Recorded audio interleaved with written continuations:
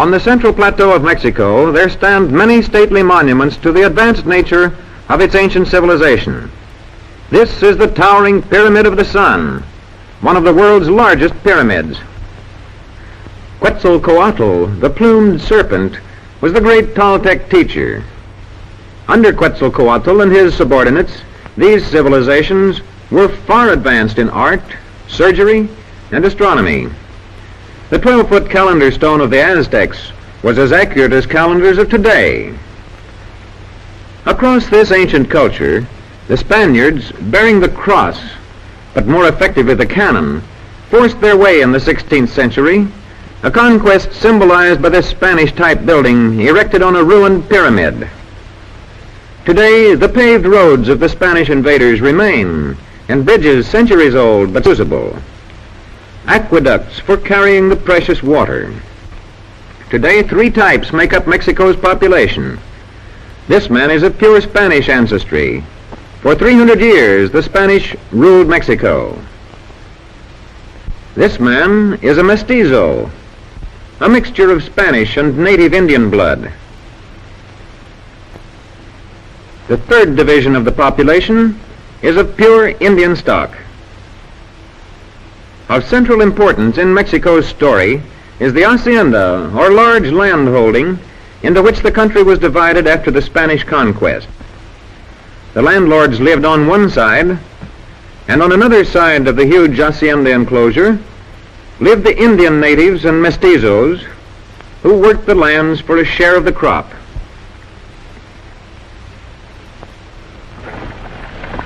In the big house lived the owner and his family. Close by was the chapel, where religious services were held.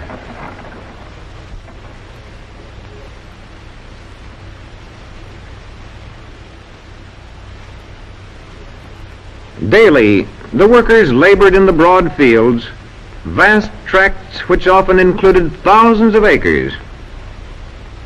However, in 1917, in the Chamber of Deputies, Mexico began to return some of the land to the farming people. Many of the huge holdings were divided. The Indian and the mestizo, who had long toiled for others, now had their own land to till, and to receive from it the full reward of their labors. The huge plantations of the maguey plant, from which the popular native drink pulque is made, are reminiscent of the old hacienda system. Here we see one of a large number of workers approaching with his donkey to gather sap from the plants. In the center of the huge cactus-like arms of the maguey plant, the sap oozes out into a basin. The long gourd with one end open and a hole in the other provides an implement by which the worker draws up the sap.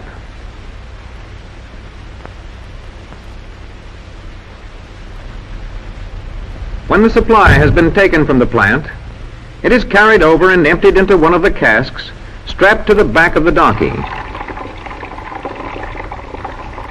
Many workers, even today, are employed on these large land holdings.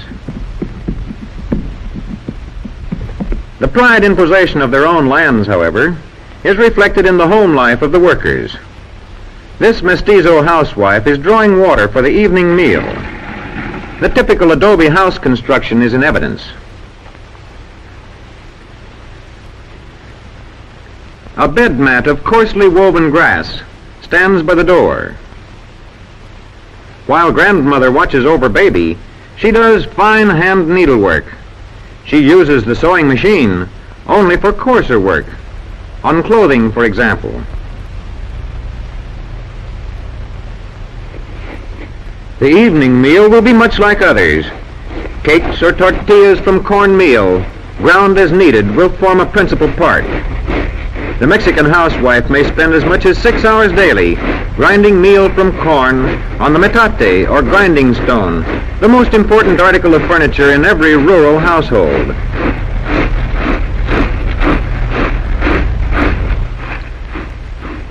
Now, as the first wet corn meal is being ground to the proper consistency, the cooking fire is lighted. Baby's swinging cradle keeps him amused and off the earthen floor. Each handful of corn grains is first ground into coarse meal and finer on each regrinding. This household skill is a required part of the education of the Mexican girl, even as the tortilla or flat corn cake is a leading part of the diet of the typical Mexican family. Aside from the grinding stone and stove, the living and dining room presents few articles of furniture.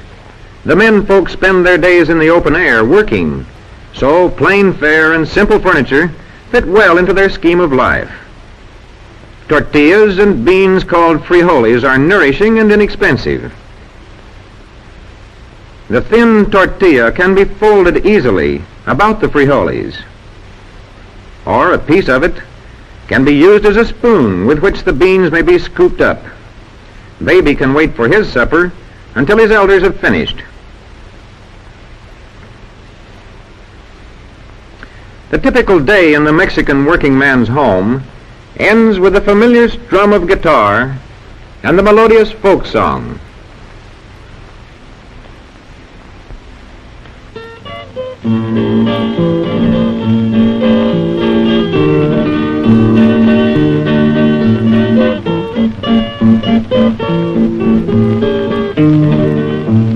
Estrellita marinera, dame razón de mi amor, tú que iluminas el silencio de la noche.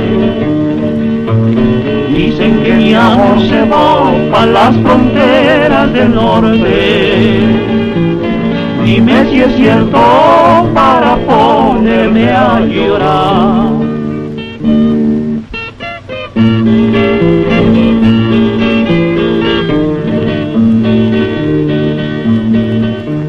Tu nombre traigo en el corazón grabado y tu recuerdo en el pecho aprisionado.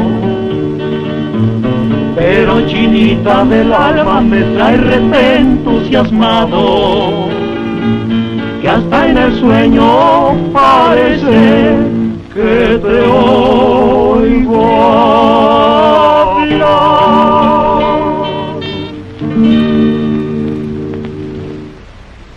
Feast days, or fiestas, come regularly and often to the people of Mexico.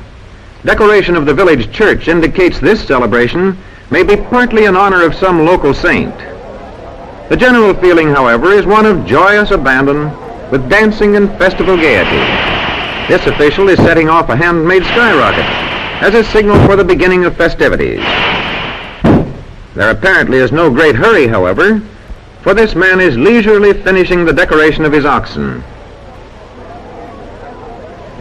A donkey's headdress reflects the spirit of festivity, which again is seen in the faces of the riders.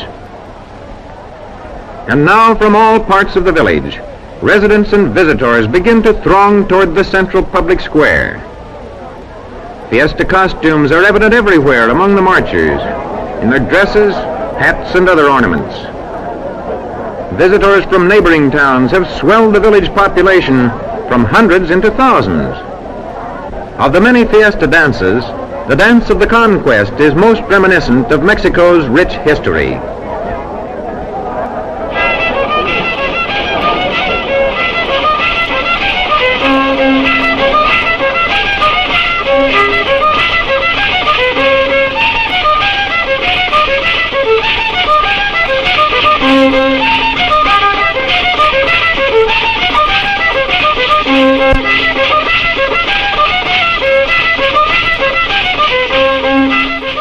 The strongest men dress as native Indians.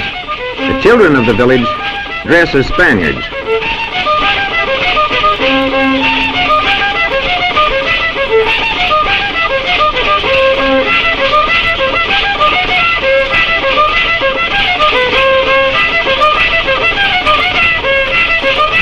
Thus, in gay fiesta time, in their folk dances, the people of Mexico relive the stirring events in their history.